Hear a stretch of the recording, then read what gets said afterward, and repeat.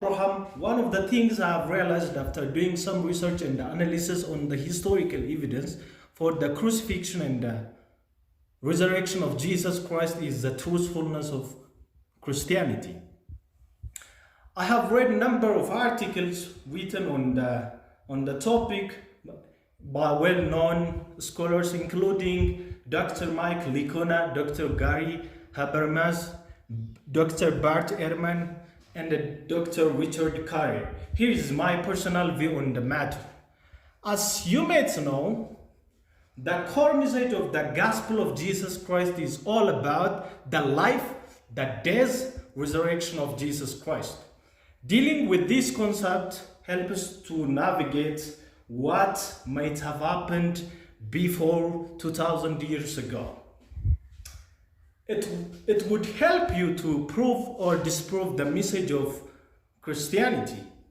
It was this conviction that led me into doing some research on the matter. I will provide my hypothesis and the conclusion as follows. By the way, possible scenario what might have been occurred, we find them in three categories. Number one, Jesus crucified on the cross but didn't rise on the third day. The apostle fabricated the whole narrative. That the apostle fabricated the resurrection story deliberately. The second option or the second hypothesis would be like this. Jesus crucified on the cross but didn't rise on the third day. Then the apostles hallucinated the event unintentionally. The third case would be like this. Jesus crucified and rose.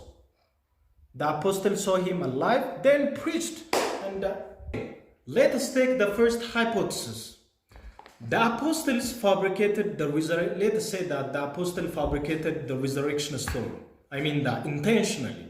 If you assume this scenario, it is possible they stole the body of Jesus from the tomb and fabricated the whole resurrection issue.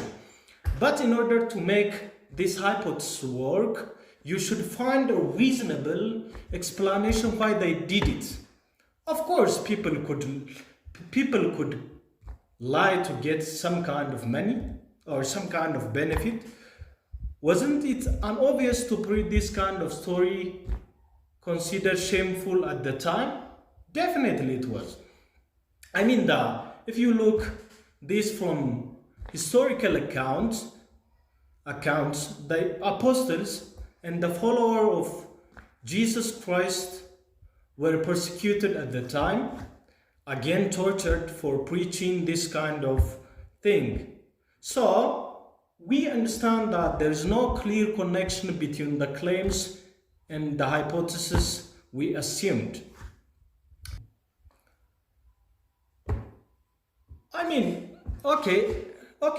Let us say, since the testimony of women less believed than men's at the time, because men were credible at the time than women, they would have put the testimony of men at the first witness instead of those women. So, if you assume this scenario again, they didn't have any reason to behave like this. Again, no clear connection between the claims we established. Okay, let us take the second hypothesis. Then we'll find out whether we get it right or wrong. If we take the second hypothesis, that if the apostle hallucinated the resurrection event, then if they took the message and preached it, well, let's say this one. It's a well-known fact that some individual could hallucinate during the loss of their loved one, especially when you love somebody and when you if you lost them, you may be hallucinate. They may think that they saw their loved ones. This assumption would remain in question when you put an investigation to it. I mean that one apostle, in the case of Jesus Christ, the days and the resurrection, one apostle could have hallucinated. Yeah, it's possible. But what about the rest of 11? What about the 500 people, those who say they saw Jesus Christ? Why they claimed they had seen Jesus Christ?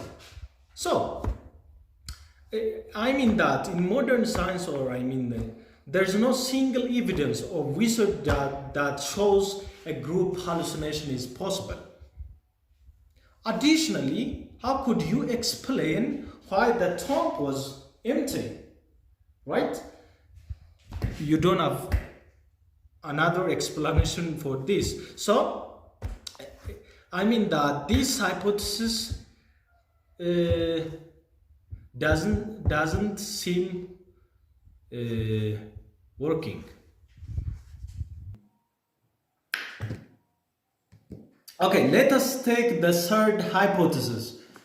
I mean that if you see the message of Christianity, like I said, it is about preaching the man Jesus,